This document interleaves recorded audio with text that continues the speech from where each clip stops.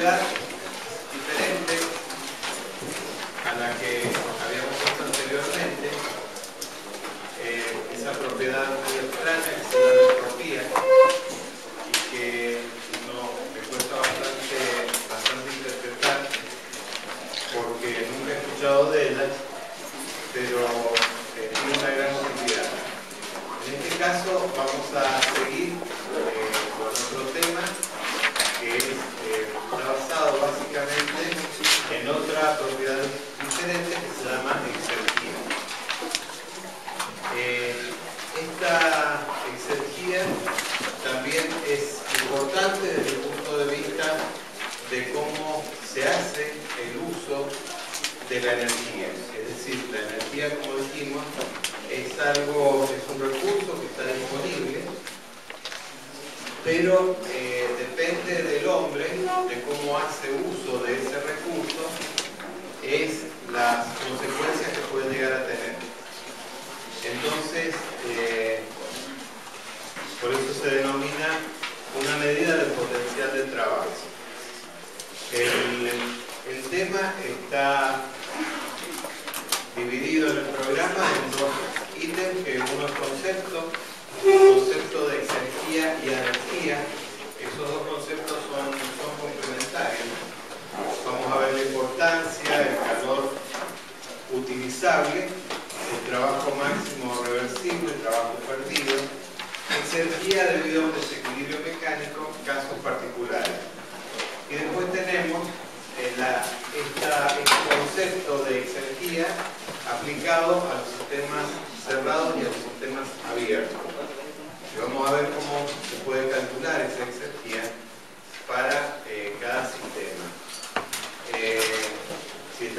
Si estoy diciendo que fíjense que ya empieza medio complicado esto, porque estoy hablando de exergía, que es una propiedad, y estoy hablando de que es una medida de un trabajo. ¿Encuentran alguna incoherencia en esto que estamos hablando? Todos de acuerdo. El trabajo no es una propiedad. Sin embargo, la exergía sí es una propiedad. ¿Por qué el trabajo no es una propiedad? Porque el trabajo, tanto como el calor, se manifiesta durante una transformación.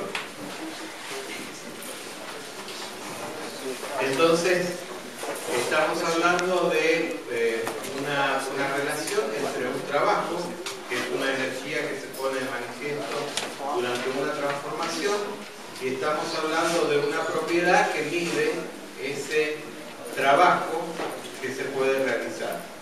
Entonces, de la misma manera, o algo similar, nos pasaba con la entropía.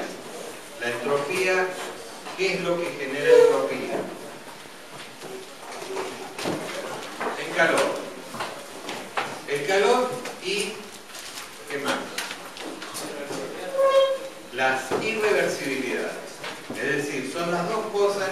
Por ejemplo, el trabajo no genera entropía.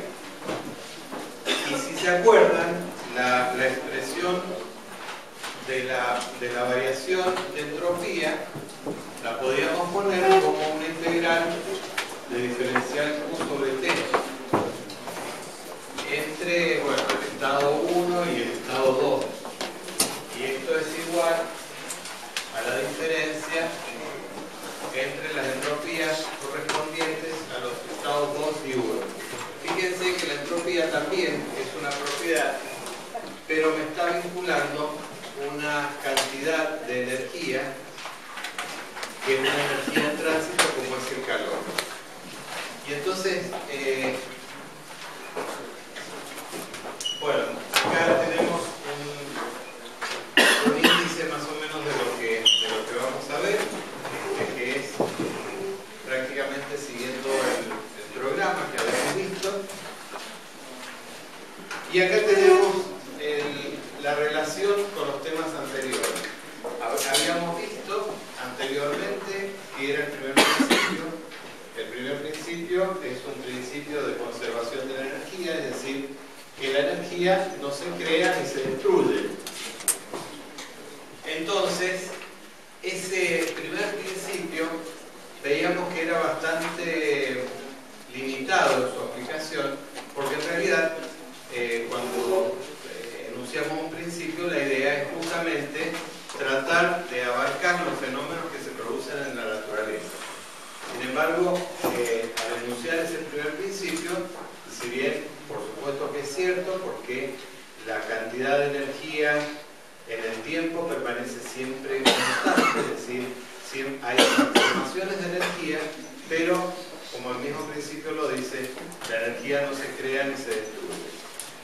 Pero ese primer principio decíamos que era bastante limitado porque, por ejemplo, podíamos transferir el trabajo y producir totalmente, convertir ese trabajo en calor, y según el primer principio, la misma cantidad de calor también la podríamos transformar totalmente en trabajo. Ahora, por eso aparece la necesidad del enunciado del segundo principio. El segundo principio, que nos dice, había distintas formas de mencionar este segundo principio, pero una de las formas era en cuanto a que no todas las energías tienen la misma calidad. Por lo tanto, no es lo mismo, en el caso específicamente de la transformación de calor y trabajo, no es lo mismo, yo puedo transformar totalmente el trabajo en calor, pero sin embargo, cuando yo quiero transformar, volver, recuperar ese trabajo y producir, recuperar ese calor y producir un trabajo, lo que sucede es que no lo puedo convertir totalmente, tengo una limitación. ¿Cuál sería esa limitación? La calidad de esa energía. ¿Y qué es lo que me da? O sea, cuando yo quiero transformar calor en trabajo, ¿qué necesito? Necesito una máquina térmica. Una máquina térmica que funciona entre dos focos. Entonces, esa máquina térmica que funciona entre dos focos me dice que una parte del calor, efectivamente, yo la voy a poder transformar en trabajo útil, pero hay otra parte de esa energía que necesariamente tiene que ir hacia una fuente fría, es decir, que hay una parte de ese calor que se desperdicia hacia el ambiente, podríamos decir. Entonces, el rendimiento de la transformación de calor en trabajo, por supuesto que no tiene un rendimiento del 100%. Y eso lo demostraba Carnot con su máquina ideal. ¿Y por qué era tan importante? Porque no había ninguna otra máquina más que tenga un mayor rendimiento comparándola con la máquina de Carnot. Quiere decir que la máquina de Carnot es una máquina ideal y nos sirve justamente para saber cuál es el máximo rendimiento que se puede obtener de la producción de trabajo a partir del calor entre dos fuentes de temperatura. ¿Se acuerdan de qué dependía el rendimiento de una máquina de Carnot? Depende de la temperatura y de qué más. Claro, teníamos el rendimiento, era la cantidad de trabajo que yo podía producir a partir de una determinada cantidad de calor que yo podía aprovechar. Entonces, esto era el rendimiento de cualquier máquina. Pero sin embargo, cuando hablamos de la máquina de Carnot, la podíamos expresar como 1 menos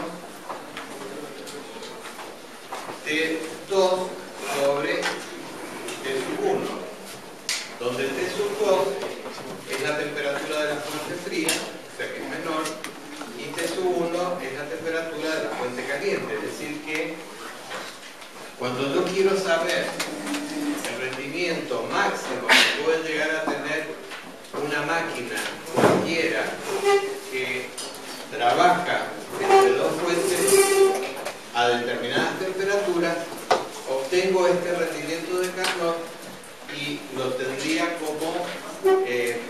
como el rendimiento máximo, es decir, un rendimiento de referencia, porque puede ser cualquier otro tipo de máquina que también está funcionando entre dos temperaturas y obviamente va a tener un rendimiento menor. Entonces, de esa manera voy a saber si realmente estoy haciendo un buen uso de la energía. En este caso, ¿de qué energía? Del calor. Porque es el calor el que yo tengo disponible. Y a partir de ese calor estoy produciendo una determinada cantidad de trabajo. Depende qué tipo de máquina, qué tipo de ciclo esté realizando, será el rendimiento que yo efectivamente pueda obtener de esa máquina. Y ese rendimiento puede ser muy bajo o puede ser muy alto. Solamente lo puedo saber si lo comparo con la máquina de Carnot. Porque sabemos que cuál es el rendimiento máximo de una máquina térmica. Nunca es el 100%. Siempre es menor del 100%. Entonces, veo cuál es el rendimiento que tendría una máquina de Carnot que trabaja entre esas dos temperaturas, y si la máquina de Carnot, por ejemplo, entre esas dos temperaturas tiene un rendimiento del 70% y yo estoy obteniendo una máquina térmica con un rendimiento del 30%, estoy muy por debajo de lo que sería un rendimiento óptimo. Es en ese sentido donde permanentemente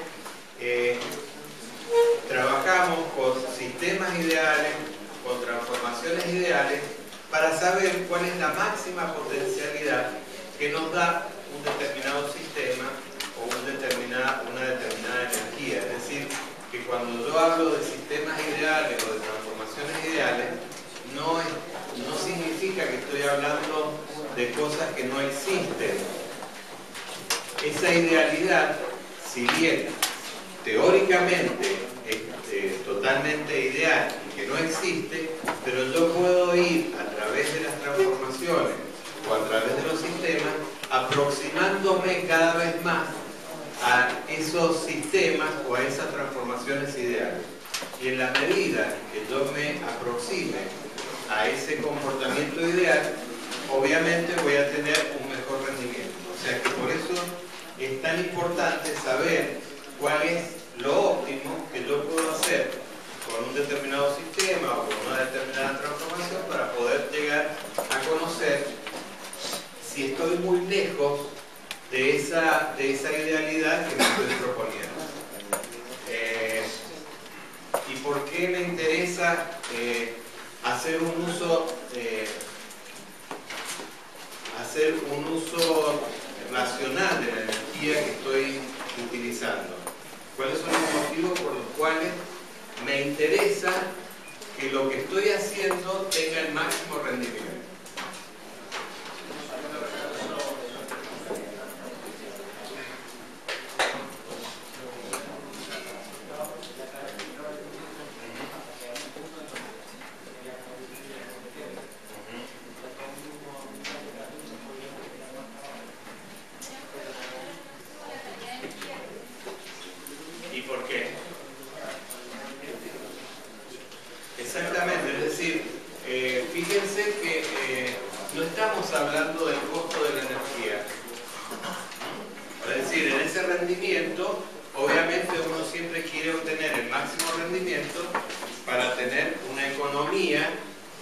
En lo que se está haciendo, en el proceso que se está llevando adelante.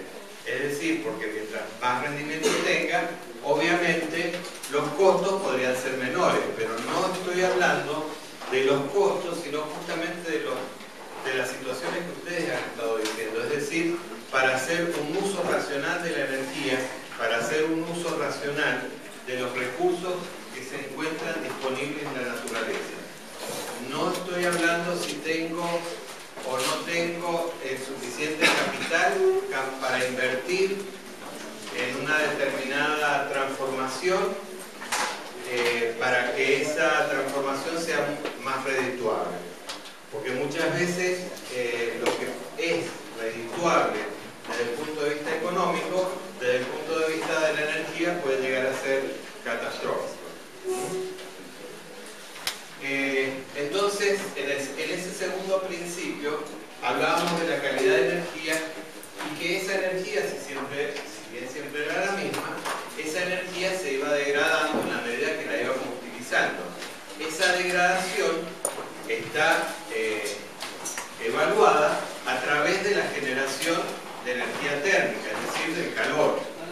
Por eso es que con el segundo principio nosotros estamos evaluando esta propiedad que es la entropía. La entropía aparece con el calor. Cuando yo genero calor, genero entropía. Cuando yo absorbo calor, esa entropía disminuye. Es decir, la entropía tiene el signo de la cantidad de calor. Es decir, que la entropía en principio para un sistema puede aumentar o puede disminuir. Ahora, ¿qué pasaba? Que cuando hablábamos de ese aumento o esa disminución, ese aumento o disminución no puede ser cualquiera. Es decir, que cuando hay una transferencia de calor, pasa a través de los límites del sistema. Es decir, se transfiere calor entre el sistema y el medio. Entonces, ese calor que sale del sistema, ¿cómo es? ¿Positivo o negativo? Es negativo. Entonces, si está saliendo del sistema, eso me está provocando una disminución de la entropía del sistema. Pero ese mismo calor entra al medio.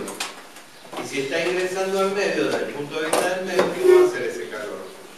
Positivo. Entonces ahí tengo que esa misma cantidad de calor que se transfiere entre el sistema y el medio me está provocando una disminución de la entropía en el sistema y me está provocando un aumento de la entropía en el medio. ¿Y cuál es la particularidad de todo esto? Que cuando yo sumo la entropía del universo, la entropía del medio y la entropía del sistema, la suma de esas dos entropías me tiene que dar, por lo menos, igual, que sea constante o que se produzca un aumento. Como todas las transformaciones son irreversibles, siempre la variación de entropía del universo, que es la suma de esas dos entropías, la del sistema y la del medio, siempre me tiene que dar mayor que cero. Entonces, por lo tanto, cuando hablamos de entropía, la entropía, ¿con qué está relacionada? Con el calor, porque lo vimos, es decir, esa entropía que aumenta o disminuye, y también está directamente relacionada porque habíamos dicho que la variación de entropía del universo es mayor o igual que cero. ¿Por qué es igual que cero? Esta desigualdad venía del teorema de Clausius. ¿Por qué es igual a cero acá? Porque este calor no existe. Cuando estamos hablando del universo, estamos hablando de un sistema aislado, es decir, que más allá del universo no hay nada que exista. Entonces, si no existe nada, no puede haber una transferencia de calor o un intercambio de calor entre el sistema y el medio y ese más allá del universo. Entonces, directamente ahí la cantidad de calor es cero y por lo tanto aparece esto. ¿Y esto qué me está diciendo? Que el signo de desigualdad era para las transformaciones irreversibles, es decir, todas las transformaciones en la naturaleza son irreversibles. Por lo tanto, ¿a qué conclusión llego? Y que la entropía del universo siempre va a ir en aumento. Es decir, más allá de esto que estaba diciendo, que el sistema puede disminuir, el medio puede aumentar la entropía, o viceversa, ¿no es cierto? Pero siempre la suma de las variaciones de las entropías del sistema y del medio siempre tiene que dar mayor que cero. Y da mayor que cero porque todas las transformaciones son irreversibles. Ahora, ese incremento de la entropía va a ser tanto mayor cuanto más irreversible sea la transformación que yo estoy produciendo. ¿Y cómo hago una transformación lo más irreversible posible? ¿O cómo una transformación la hago lo más reversible posible?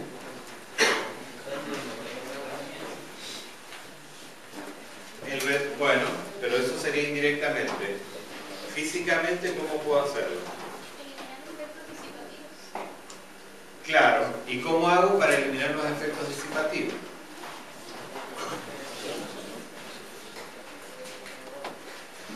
Si estoy hablando de una transformación, no, porque fíjate, el universo es un sistema aislado, o sea que no intercambia calor, ¿no es cierto? Es un sistema aislado. Sin embargo, la irreversibilidad produce un incremento de la entropía, ¿no? O sea que no es eliminando ese calor que se pudiera intercambiar. Una transformación reversible, es decir, para que un sistema se transforme, tiene que haber un desequilibrio. Y ese desequilibrio entre el sistema, por ejemplo, y el medio que lo rodea, porque el sistema parte de un estado de equilibrio. Se produce un desequilibrio. ¿Por qué se produce un desequilibrio? Porque a lo mejor en el medio disminuyó la temperatura.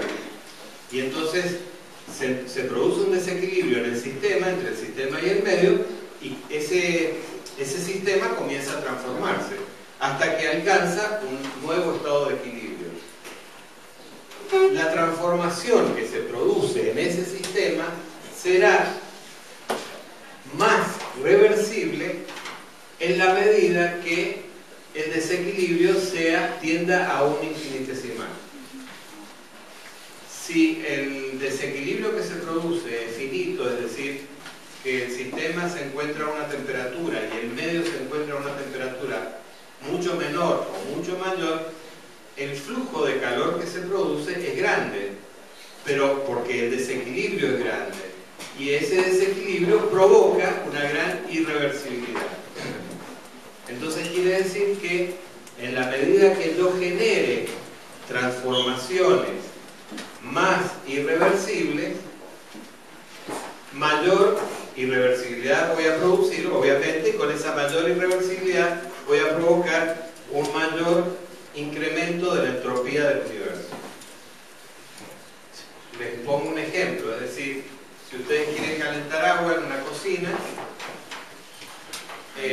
por razones de apuro, ¿qué van a hacer? Van a poner un carrito lo más chiquitito posible, que sea el agua que van a usar, y la llama lo más fuerte posible. ¿Me equivoco o no?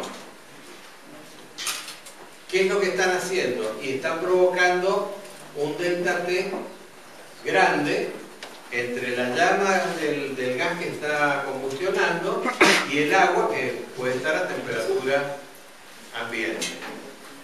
¿Qué ganan con eso? Que se caliente rápido.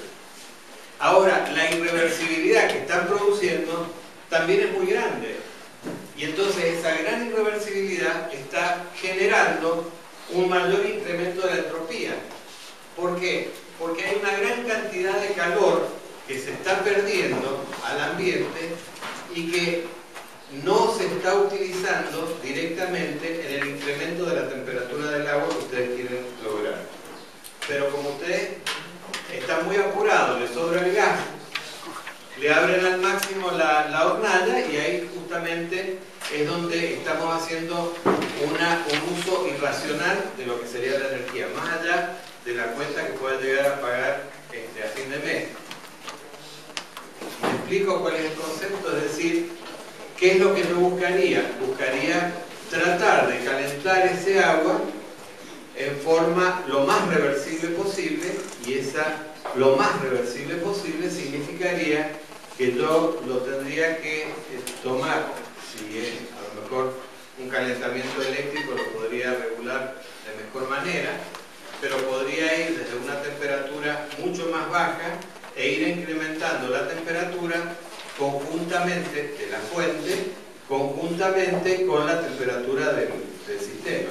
Entonces, de esa manera estoy logrando una transferencia de calor lo más reversible posible. Y esa mayor reversibilidad es lo que me estaría llevando este incremento de la entropía del universo prácticamente a cero, en la medida que yo logre una transformación reversible, lo cual es totalmente ideal, pero sí me puedo acercar a él.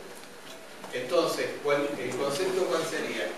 Que cualquier transformación que se me ocurra realizar en la naturaleza, necesito utilizar una determinada energía.